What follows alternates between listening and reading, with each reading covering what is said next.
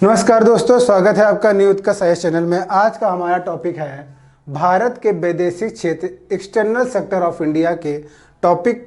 जो बिंदु है टॉपिक का वो है अवमूल्यन यानी डीवैल्यूएशन। दूसरा बिंदु है डीवैल्यूएशन ऑफ इंडियन रुपी। तीसरा बिंदु है अधिमूल्यन यानी एप्रिसिएशन। फिर नेक्स्ट है विदेशी मुद्रा भंडार फॉरेन एक्सचेंज रिजर्व। जब आप विदेशी मुद्रा भंडार यानी फॉरेन एक्सचेंज रिजर्व में पढ़ रहे होंगे तब हम उसके अंदर देखेंगे स्पेशल ड्राइंग राइट यानी विशेष आहरण अधिकार। फिर विशेष आहरण अधिकार यानी स्पेशल एसडीआर का मूल्य का निर्धारण कैसे होगा उसको देखेंगे। तो इन बिंदुओं पे हम लोग यहाँ पर चर्चा करने वाले हैं और इसको समझेंगे अच्छे से।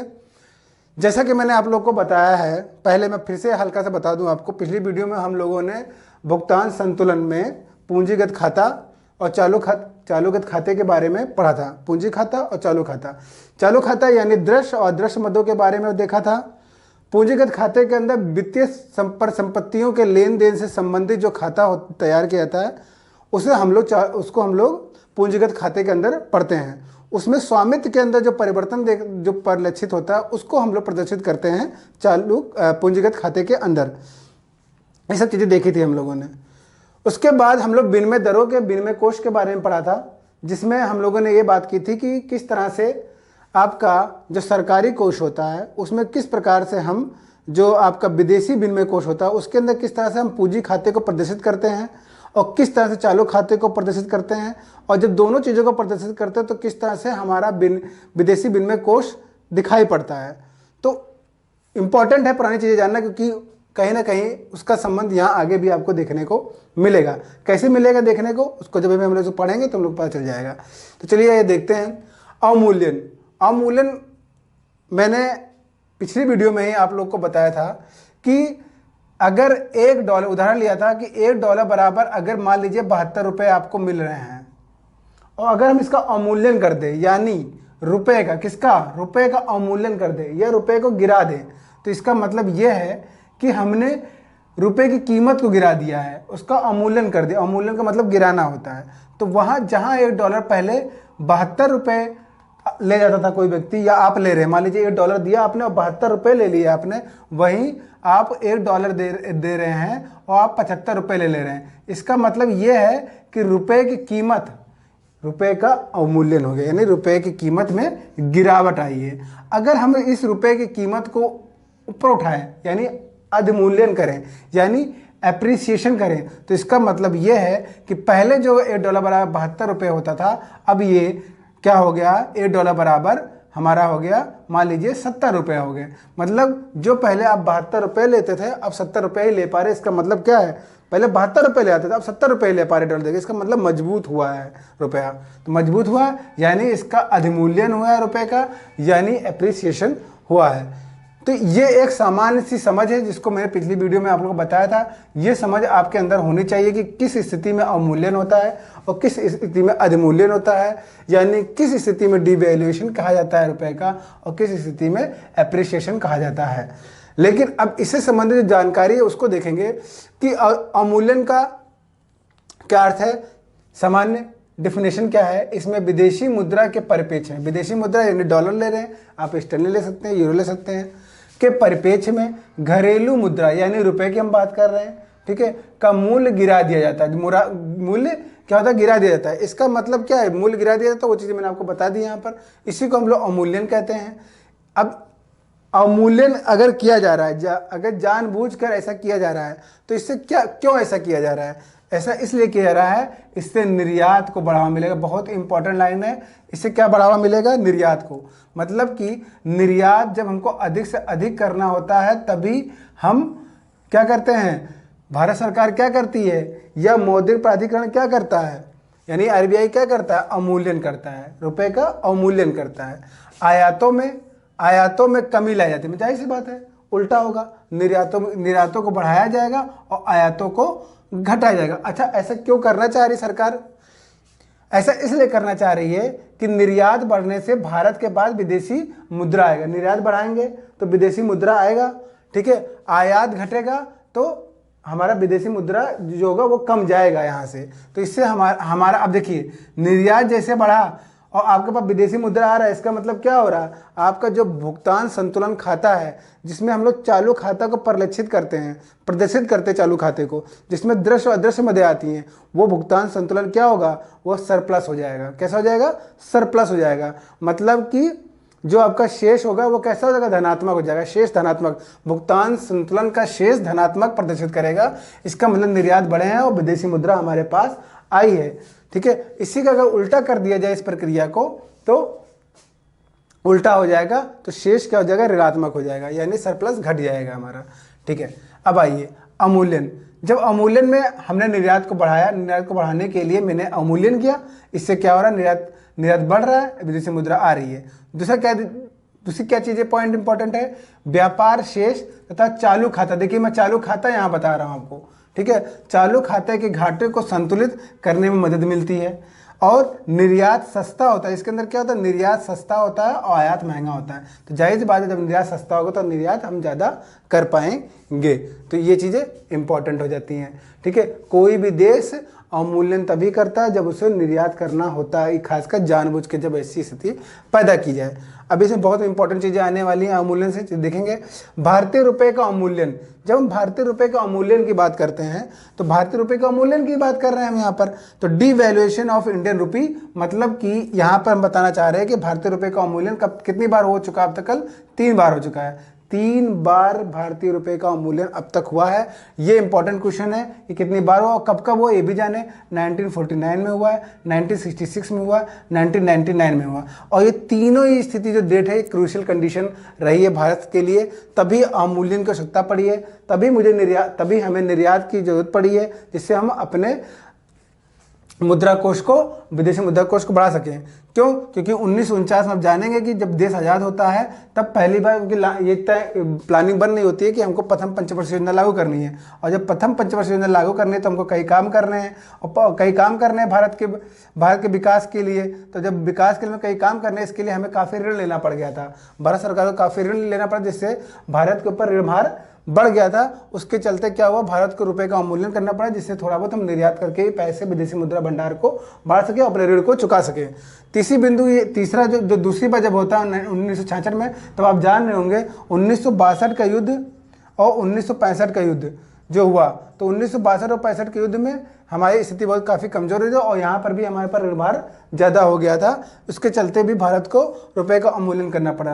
और तीसरी बार जब किया गया 3 जुलाई 1991, यानी 1991 में, तब आप जानते हैं कि काफ़ी बड़ी आर्थिक कंडीशन जो भारत की थी काफ़ी कमज़ोर हो गई थी, जिसके चलते हमें ऐसा करना पड़ा, क्योंकि हमारे पास यहाँ पर कर्ज, जो ब्याज अदायगी जो थी वो काफ़ी जा रहा था, पैसा हमारा ब्याज अदायगी का पैसा बहुत ज़्यादा जा रहा था, जिसके चलते हमें रुपए का अवमूल्यन करना पड़ा। तो 3 डेट ये हैं जो कि काफ़ी क्रूशियल रही हैं, इसीलिए हमको ऐसा करना पड़ा। अब एक चीज़ याद ध्यान दे कि हम अवमूल्यन तो कर रहे हैं, लेकिन अवमूल्यन सफल कब होगा, भारत किसी भी देश में अवमूल्यन सफल कब होगा, या भारत की बात करें तो भारत के अंदर अवमूल्यन सफल कब होगा, जब कुछ कंडीशन होंगी। कुछ कंडीशन वो कौन सी हैं, अवमूल्यन करने वाले देश में मुद्रास्फीति ना फैले। अब इसका मतलब क्या है, मुद्रास्फीति में बढ़ा चुका हूं आप लोगों को, मुद्रास्फीति ना फैले मतलब अवमूल्यन हम कर दें तो मुद्रास्फीति फैल जाए तो फायदा क्या होगा, तो चीज़ें महंगी हो जाएंगी। हमको चीज़ें महंगी नहीं करनी, मतलब सामान्य मुद्रास्फीति को बढ़ाना नहीं, हमें मुद्रास्फीति को मेंटेन करके, संतुलित करके रखना है। तो ऐसा नहीं करना है हमको, क्योंकि चीज़ें महंगी हो रही। अब सुनिए, मुद्रास्फीति का मतलब चीज़ें महंगी होगी, चीज़ें महंगी मतलब चीज़ों की शॉर्टेज होगी, तो हम निर्यात कर ही नहीं पाएंगे। हम पहले अपने घर में खपत करेंगे, पहले निर्यात करने लगेंगे। मान लीजिए कि गेहूँ चावल आपके घर में है, ठीक है, और गेहूँ चावल की मात्रा कम हो गई घर में, तो पहले आप क्या करेंगे, बेचेंगे कि पहले अपना पेट भरने के लिए इसका इस्तेमाल करेंगे, इसका उपभोग करेंगे। तो वही चीज़ हुआ कि अगर देश के अंदर अवमूल्यन अगर हम कर रहे हैं तो मुद्रास्फीति ना बढ़े, फिर चीज़ें महंगी ना हो, तो ये चीज़ इंपॉर्टेंट है। ठीक है, दूसरी बिंदु ये है कि निर्यात मतलब मुद्रास्फीति नहीं फैलेगी, इसका मतलब चीज़ें महंगी नहीं होगी। निर्यातित वस्तु की पर्याप्त पूर्ति, पता लगा आपने अवमूल्यन जिस उद्देश्य से किया है और आपके पास सामान ही बेचने के लिए नहीं है, तो सामान जब बेचने के लिए नहीं होगा आपके पास, तो फिर अवमूल्यन करने का फायदा क्या, क्योंकि हमको तो निर्यात बढ़ाना था, हमको विदेशी मुद्रा बढ़ाना था। तो जब चीज़ें नहीं आपके पास है, सामान ही नहीं, वस्तु ही नहीं है, चाहे सेवा क्षेत्र में हम विकास नहीं कर पाए हैं, जब वस्तु क्षेत्र में हम विकास नहीं कर पाए हैं, हम चालू खाते में कोई प्रक्रिया अपना नहीं पा रहे हैं, चालू खाते को मेंटेन नहीं कर पाए, चालू खाते के अंदर जो मदे आ रहे हैं उसमें हम किसी प्रकार का काम नहीं कर पाए हैं, उससे संबंधित कोई सेवा हमारे पास नहीं है, तो हमारे पास चीज़ें नहीं है, हमारे पास वस्तु नहीं है, हमारे पास सेवाएं नहीं है जो चीज़ हम निर्यात कर सकें। जब निर्यात नहीं कर पाएंगे तो फायदा क्या हुआ अवमूल्यन करने का? फिर तो ये चीज़ होनी चाहिए, पर्याप्त पूर्ति होनी चाहिए। अन्य देश अवमूल्यन ना करे। अब पता लगा आपने भी अवमूल्यन कर दिया, आपको भी क्या करना है कि निर्यात कर रहे हैं, और पता लगा जिसको निर्यात कर रहे हैं उसने भी अवमूल्यन कर दिया, तब फिर वो क्यों लेगा आपका सामान? तो आपका सामान तो लेगा ही नहीं, क्योंकि उसने भी, वो खुद चाह रहा है कि हमको निर्यात करना है। तो देखना ये है कि सामने वाला देश या कोई पूरी मतलब कि जो वैश्विक जितने भी देश हैं वो अवमूल्यन ना करें, ठीक है ना। तो ये ध्यान दें। चौथा बिंदु ये है आयातित एवं निर्यातित वस्तु की मांग एवं आपूर्ति। ध्यान दें, आयातित एवं निर्यातित वस्तु की मांग एवं आपूर्ति लोचदार होनी चाहिए, जिससे कि आवश्यकता पड़ने पर इसे घटाया बढ़ाया जा सके। घटाया मतलब कि निर्यात को घटाया जा सके या बढ़ाया जा सके, या इतनी लोचदार नहीं पता लगा आप निर्यात कर तो लगातार निर्यात ही रहे, पता लगा घर के अंदर ही आपके सामान की शॉर्टेज होगी, वस्तुओं की शॉर्टेज होगी, चीज़ों की शॉर्टेज होगी, तो यहाँ पर पता लगा भुखमरी आ गई, चीज़ों की शॉर्टेज होगी, तो आपको मतलब मूलभूत मतलब मेडिकल फैसिलिटी आपकी इतना निर्यात कर दी, इतना निर्यात कर दिए कि आपका मेडिकल फैसिलिटी खत्म हो गई, यहाँ पर चीज़ें आपका इलाज महंगा हो गया, अनाज महंगा हो गया, आपने इतना धुआंधार आपने निर्यात कर दिया। तो लोचदार होने का मतलब यही है कि आवश्यकता पड़ने पे उसको घटाया, स्थिति के अनुसार हम घटा सके बढ़ा सके, निर्यात को घटा सके। जब हमको लगे कि हाँ मैंने काफ़ी निर्यात कर दिया है तो अब चलिए इसको स्थिति कंट्रोल कर ली, तो इसका मतलब लोचदार स्थिति है वो, ठीक है। मतलब कि ये नहीं कि सब कुछ अपने मन से ही चल रहा है, तो ये चीज़ देखेंगे। अब इसी के अपोजिट, पूरे अवमूल्यन प्रक्रिया के अपोजिट हम देखेंगे अधिमूल्यन, एप्रिसिएशन जिसे बोलते हैं। तो जो प्रक्रिया यहाँ आप देख रहे हैं उसी का जस्ट उल्टा हो जाएगा, यानी आयात बढ़ जाएगा और निर्यात घट जाएगा। यानी विदेशी मुद्रा के परिप्रेक्ष्य में घरेलू मुद्रा मूल्य बढ़ा देना, वो मैंने आपको बता दिया, ठीक है। विदेशी मुद्रा भंडार, अब यहाँ देखते हैं विदेशी मुद्रा भंडार यानी फॉरेन एक्सचेंज रिजर्व क्या होता है। इसके अंदर विदेशी मुद्रा के 4 तत्व होते हैं, 4 चीज़ें शामिल करते हैं विदेशी मुद्रा भंडार में। क्या क्या? विदेशी परिसंपत्तियाँ यानी विदेशी कंपनियों के शेयर हो सकते हैं, डिवेंचर होते हैं, बॉन्ड होते हैं। इसके अंदर स्वर्ण भंडार मैंने आपको बताया है, सोना होना चाहिए। IMF के पास रिजर्व कोष जिसे हम लोग रिजर्व ट्रेंच बोलते हैं, देश अपने पास रखते हैं, IMF के पास भी अपना पैसा रिजर्व रखते हैं। और विशेष आहरण अधिकार जिसे हम बोलते हैं स्पेशल ड्राइंग राइट, ये भी हमारा क्या है विदेशी मुद्रा भंडार के अंतर्गत आता है। अगर इतनी चीजें हैं भारत के पास तो उसके पास विदेशी मुद्रा भंडार है। अब इसमें ये देखना कि कितनी ज्यादा कितनी कम, उसके आधार पर हम देखते हैं किसी देश के पास विदेशी मुद्रा का भंडार कितना है, ठीक है। अब सब चीजों में आप समझ जाएंगे कि हाँ IMF के पास मैंने रिजर्व रख दिया है, स्वर्ण भंडार भी समझ में आ रहा है, विदेशी कंपनियों के शेयर और डिवेंचर बॉन्ड ये सब हमारे पास रखे हैं, तो चीज़ें हमारे पास हैं। लेकिन विशेष आहरण अधिकार क्या होता है, special SDR special drawing rights क्या होते हैं, इसको समझेंगे। ये एक तरह की IMF की मुद्रा है, ध्यान देंगे, IMF द्वारा निर्धारित मुद्रा है ये, ठीक है, जो आप रखते हैं अपने पास, ठीक है। इसमें क्या होता है कि SDR कोई सिक्के या नोट नहीं जारी करता, ध्यान देंगे। अब कह दिया गया कि IMF की मुद्रा तो तुमने कोई सिक्का जारी करता होगा, वही रख लेते होंगे देश, ऐसा नहीं है। SDR कोई सिक्का या नोट नहीं होता है, ये एक तरह का बही खाता होता है, हिसाब किताब का बही खाता होता है, जिसपे ये एंट्री होती है कि हाँ ठीक है इस देश के इंडिया का, तो इंडिया के पास इतना SDR, इतने SDR है, इतना SDR है, इंडिया का है, पाकिस्तान का है, चाइना का है, रूस का है, इतना SDR है। तो ये चीज़ कहा जा रहा है, ठीक है, ध्यान देंगे इसको, ठीक है। तो वो कोई ऐसा नहीं कि सिक्का जारी कर दिया, बिल्कुल रिटर्न होता है ये, ठीक है।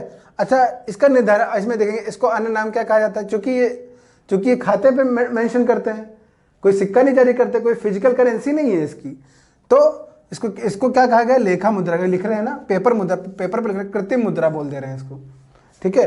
नेक्स्ट बिंदु क्या है कि विशेष आहरण जब अधिकार हम लोग बोल रहे हैं जिसे हम, तो इसका निर्धारण कैसे करेंगे भाई, ऐसे लिख दिया बस हो गया, नहीं ऐसा नहीं है कि भाई हाँ ठीक है SDR आपका इतना हो गया, ये भारत का SDR इतना है, ऐसे नहीं, इसको निर्धारण भी तो करेंगे, कैसे निर्धारण करेंगे, किस बेस पे करेंगे। तो एक टर्मिनोलॉजी इस्तेमाल होती है जिसे बोलते हैं basket of currency. Basket of currency में शामिल जितनी मुद्राएं होंगी, अब इसके अंदर जो मुद्राएं शामिल होंगी उसका हम औसत भार निकाल लेंगे और वही हमारा SDR कहलाएगा। अब वो बास्केट ऑफ करेंसी के अंदर कौन कौन सी करेंसी शामिल होगी ये तो आप अच्छे समझ सकते हैं, बहुत आसान है, जैसे अमेरिकी डॉलर, यूरोपियन यूरो, चीनी RMB, जापानी येन और ब्रिटिश पाउंड स्टर्लिंग, ये 5 मुद्राएं हैं, याद रखिए आ सकता परीक्षा में। कि बास्केट ऑफ करेंसी के अंदर कितनी मुद्राएं हैं, तो 5 मुद्राएं। कौन कौन सी? अमेरिकी डॉलर, चीनी आरएमबी, यूरोपियन यूरो, जापानी येन, ब्रिटिश पाउंड स्टर्लिंग। ये 4 मुद्राएं, ये 5 मुद्राएं हैं। इसी का एवरेज जो वैल्यू निकलती है, मतलब कि इनकी क्या कीमत है, इसकी क्या कीमत है, इसकी क्या कीमत है, इसकी क्या कीमत है, इसकी क्या कीमत है, और इसको 5 से डिवाइड कर दिया, औसत बाहर निकाल लिया, तो उसी को क्या बोलेंगे? एसडीआर। क्या बोलेंगे? एसडीआर। तो एसडीआर का निर्धारण 5 करेंसियों के औसत भार से होता है। और जो 5 करेंसियां जिसके अंदर रखी जाती है, तो उसको रख दिया, मान लीजिए कहीं रख रहे हैं, तो उसको क्या बोलेंगे? बास्केट। और वो बास्केट क्या कहला रही है? Basket of currency. भाई बास्केट ऑफ करेंसी, करेंसियों का बास्केट है, और उसके अंदर कितने कौन है? रुपया नहीं है फिलहाल। कौन कौन है? डॉलर है, आरएमबी है, यूरो है, येन है और स्टर्लिंग है। इसी का एवरेज भार निकाला, उसी को एसडीआर कर दिया। अब कितना एसडीआर किसके पास होगा, फिर वो विश्वास से विदेशी मुद्रा का निर्धारण, विदेशी मुद्रा भंडार का निर्धारण हम कर लेंगे। तो एसडीआर जब भी आपके दिमाग में आए तो इसको सीधे एसडीआर के साथ सीधे करेक्ट करेंगे। किसके साथ? 5 मुद्राओं के साथ, बास्केट ऑफ करेंसी के साथ। और बास्केट ऑफ करेंसी में आपके दिमाग में यह आ जाना चाहिए। तो ये थे अवमूल्यन और अधिमूल्यन के ऊपर इंपॉर्टेंट चीज। और विदेशी मुद्रा भंडार में क्या चीजें शामिल है, इससे परीक्षा में प्रश्न आता रहता है, इसको ध्यान देंगे। एसडीआर क्या होता है, ये इंपॉर्टेंट है। ठीक है, कब मुद्रा का अवमूल्यन भारत सरकार ने कब कब किया है, ठीक है, हल्का सा मैंने इसको बता भी दिया क्यों क्यों क्यों किया गया है। अवमूल्यन करने से पहले क्या क्या चीज़ें आपके पास होनी चाहिए। किसी भी देश के अंदर जब कोई देश अवमूल्यन कर रहा होता, डिवैल्यूएशन कर रहा होता मुद्रा का, तो वो क्या शर्तें हैं जिससे अवमूल्यन करे तो फायदा मिले, वरना फायदा अवमूल्यन कर लीजिए, कोई फायदा नहीं ले पाएंगे। जब अवमूल्यन करेंगे तो अवमूल्यन करने के पीछे उद्देश्य होगा ना किसी भी सरकार का। अगर हम भारत की बात करें तो भारत सरकार का कोई उद्देश्य होगा ना, उस उद्देश्य को प्राप्त करने के लिए क्या शर्तें हैं, यानी वो उद्देश्य को प्राप्त करना, यानी अवमूल्यन की सफलता के पीछे क्या शर्तें हैं, तो वो चीज़ें मैंने आपको यहाँ पर बता दी। उम्मीद करता हूँ कि वीडियो आपको काफ़ी पसंद आया होगा, इसलिए इस वीडियो को अधिक से अधिक लाइक करें, शेयर करें, सब्सक्राइब करें। आज के लिए इतना ही, धन्यवाद।